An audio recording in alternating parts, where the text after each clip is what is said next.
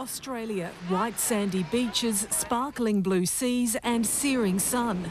While the warm sunny climate seems idyllic, there is a substantial downside.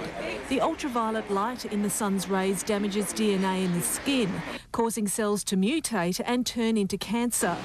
Over half of all Australians will develop skin cancer at some time in their lives. 380,000 people are diagnosed with skin cancer every year in Australia, and 1,500 people die from skin cancer every year in Australia. Indeed, Australia has the highest levels of UV radiation in the world. And while skin naturally produces melanin to absorb some of it, fair-skinned races have less melanin than those with darker skin. And the risk for people born in Australia is higher than for migrants. Most damage is caused before the age of 15. In Australia, we have a high rate of immigration from countries such as the UK, where there are very fair-skinned people.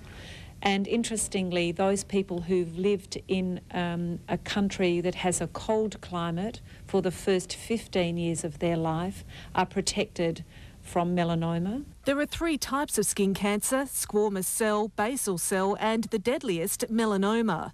But if treated early, the prognosis is good. Melanoma, if caught early, is almost curable. Now, when I say almost curable, there's always still a small mortality, but if it's caught early, then there's a very good chance of a cure. Most of the other skin cancers, if they're caught early, are completely curable. But for those who don't catch it in time, the consequences can be fatal. Via the bloodstream, the cancer can spread to other parts of the body, to the lung, to the brain. For the past 30 years, education programs have been underway here in Australia to teach people about the need to cover up and reduce their UV exposure. And while skin cancer rates in older people have stabilised, the message isn't getting through to the younger generation. Many are still looking for that perfect tan. Melody Horrell in Adelaide, South Australia for the CNN World Report.